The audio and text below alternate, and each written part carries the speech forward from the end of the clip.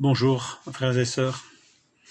Voilà, j'essaie depuis lundi de vous communiquer une petite méditation de 5 minutes sur la lecture que l'on fait ce jour. Alors ce jour, nous lisons dans l'évangile de Luc le récit de l'arrestation de Jésus à Gethsémanée. Et lors de cette arrestation, il se passe un événement assez particulier, c'est celui de l'oreille coupée. Un serviteur va avoir l'oreille tranchée. Et ce récit, qui paraît anecdotique dans l'évangile, dans notre évangile, qui paraît anecdotique dans cet épisode du jardin de Gethsémanée, est pourtant rapporté par les 4 évangiles.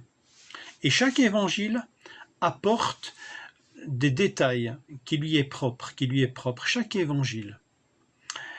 Et donc j'aimerais parcourir avec vous ce qui est propre à chacun de ces évangiles et ce que cela peut susciter en nous comme réflexion. Comment cela peut toucher notre vie. D'abord, l'oreille coupée, c'est Jean qui nous le rappelle, et c'est seulement Jean qui le fait, c'est que c'est l'oreille coupée d'un certain Malchus. Et celui qui a coupé cette oreille, c'est Pierre, alors que les autres évangiles le cantonnent dans un certain anonymat. Alors ce n'est pas ici que Jean veut rapporter les dérives ou les écarts de Pierre, mais au travers de du fait que les deux sont nommés par l'évangile de Jean, cela me rappelle que décidément Dieu n'aime pas l'anonymat et ne cantonne pas les hommes dans l'anonymat. Il les connaît par leur prénom, fussent-ils disciples comme Pierre ou hostiles comme Malchus qui était venu arrêter le Fils de Dieu, Jésus. Dieu les connaît tous les deux par leur prénom. Alors moi ça m'interpelle et à l'heure où on est noyé par des statistiques et des chiffres effrayants, 2000 morts en Belgique de cette maladie. Certains d'entre eux peut-être partent dans le plus parfait anonymat.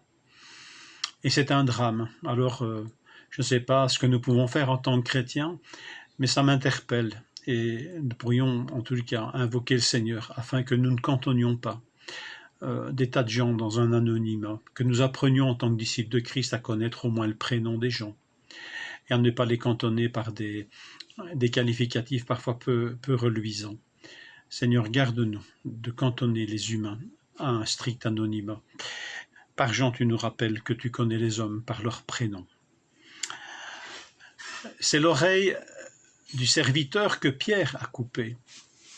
Et Pierre a usé de violence, et d'une violence instinctive, peut-être le fruit d'une mauvaise compréhension de ce que Jésus a enseigné dans Luc quand il s'agit d'acheter des épées. Et Pierre ici tranche l'oreille du serviteur. Imaginez que quand il s'est retrouvé en voulant suivre Jésus jusqu'au prétoire, ou plutôt jusqu'à la maison du souverain sacrificateur, il s'est retrouvé dans la cour du souverain sacrificateur en présence des collègues de celui dont il venait de trancher l'oreille. Imaginez que cela a ajouté à sa crainte d'être connu, parce que ce n'était pas seulement comme disciple de Jésus qu'il se sentait mal à l'aise, mais comme l'auteur de ce coup. Et c'est par Matthieu seul que Jésus nous enseigne que celui qui tire l'épée, il périra par l'épée. Et Pierre ici connaît un effet boomerang retentissant qui a dû décupler sa crainte et qui l'a amené à renier Jésus. Il aurait dû comprendre que Jésus ne lui demandait pas d'user de violence envers ses ennemis. Mais cela, c'était encore Pierre. Et peut-être au travers de lui, c'est nous, qui sommes parfois instinctivement violents. Seigneur, travaille nos cœurs, afin que nous nous rappelions que toute violence peut se retourner contre nous.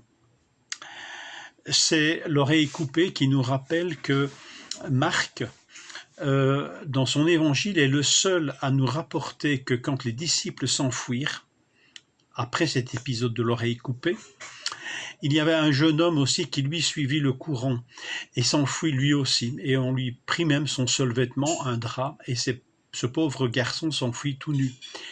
Beaucoup voient dans cet épisode une note autobiographique de Marc. Et cela me touche parce que Marc, avec humilité, va nous dire « Mais moi, j'ai pas fait mieux que les apôtres. Et moi aussi, je m'en suis encouru et j'ai laissé Jésus seul. » Alors au travers de Marc, ayant l'humilité de reconnaître que nous n'aurions pas fait mieux que les apôtres et que nous nous serions enfuis tous certainement, même dans des situations, dans des situations bien humiliantes comme lui, il a dû le connaître. par l'évangile de Luc, et lui seul nous apprenons que Jésus a guéri le serviteur. En cette heure que Jésus qualifie du pouvoir des ténèbres, il va guérir l'oreille de cet homme venu l'arrêter. La lumière va luire au plus profonde, la lumière luit dans ces ténèbres les plus profondes.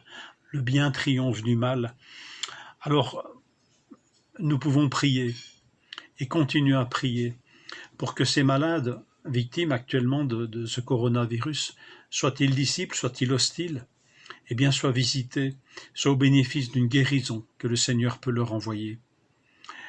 Prions et continuons à prier pour que Dieu guérisse les hommes et les femmes atteints par ce mal.